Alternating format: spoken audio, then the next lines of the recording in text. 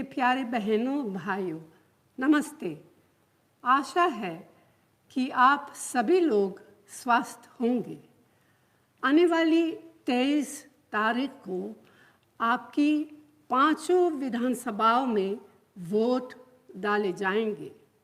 यह चुनाव आपके लिए बहुत ही महत्वपूर्ण चुनाव है, क्योंकि आपने 5 साल ऐसी सरकार देखी जिसने आपके बीच अलगाव पैदा करने के अलावा कुछ काम नहीं किया।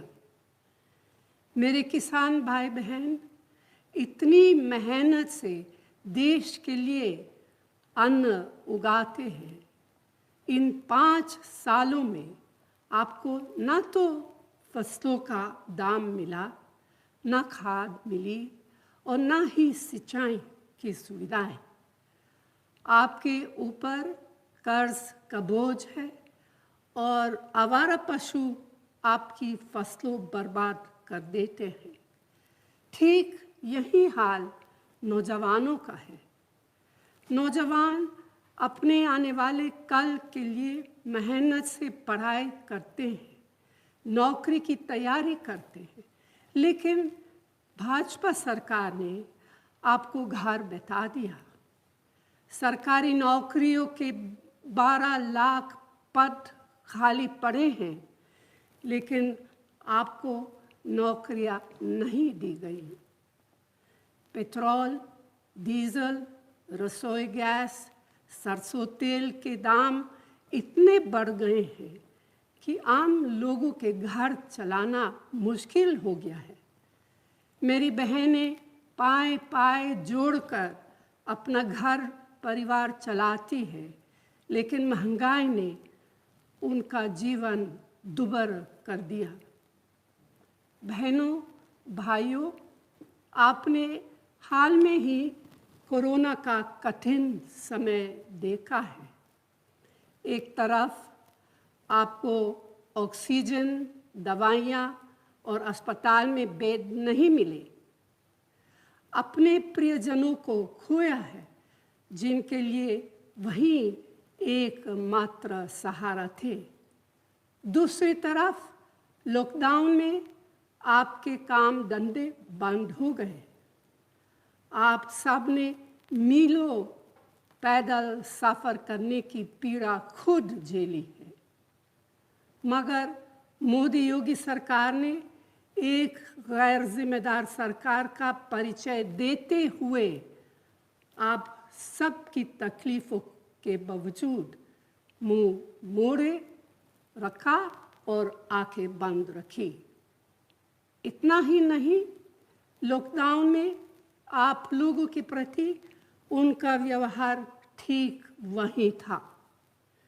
सरकार ने आपको कोई राहत नहीं दी। आपने देखा होगा कि सरकार ने आपका बोझ हल्का करने की बजाय आपकी मेहनत से बनाई गई सरकारी कंपनियों को कौड़े के दाम अपने चहेतों को बेच दिया। लिहाजा बेरोजगारी काफ़ी बढ़ गई। हम आपके क्षेत्र के लिए कई विकास योजनाएं लेकर आए थे, लेकिन मोदी योगी सरकार ने उन सभी पर रोक लगा दी। रायबरेली के साथ सौतेला व्यवहार किया गया है। आपने कांग्रेस की राजनीति देखी है।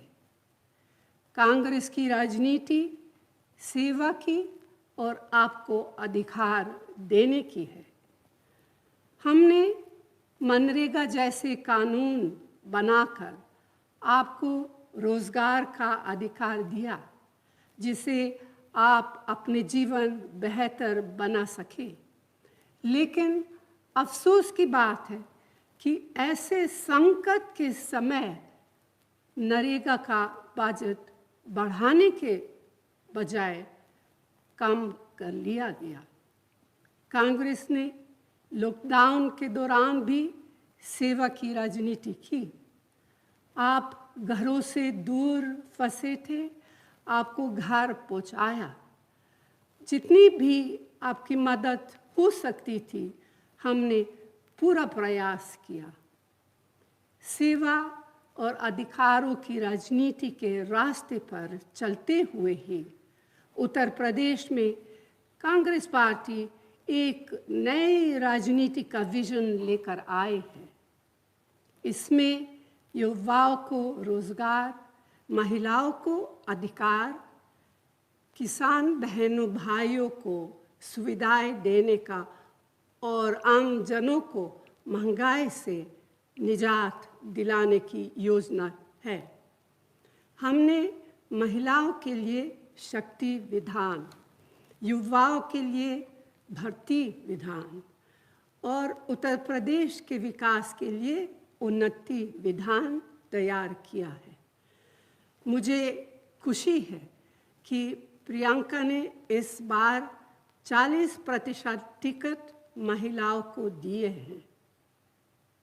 उत्तर प्रदेश में पिछले 5 सालों में हमारे कार्यकर्ताओं ने बहुत मेहनत की है। जनता के हक की लड़ाई लड़ते लड़ते हमारे 18,000 कार्यकर्ता जेल भेजे गए। बहनों और भाइयों, मैं अपने आप को आपके परिवार का एक अटूट हिस्सा मानती हूँ। हम आपके जीवन को बेहतर बनाने वाली राजनीति के प्रति समर्पित हैं। हम आपको ऐसा विधायक देना चाहते हैं जो दिन रात आपके लिए काम करे और आपको मजबूत बनाने वाली योजनाएं बनाए। इन चुनाव में कांग्रेस पार्टी के हाथों को मजबूत कीजिए और अपने भविष्य को बेहतर बनाने वाली राजनीति चुनिए। रायबरेली के हमारे सभी उम्मीदवारों को भारी मतों से जिताइए। जय हिंद।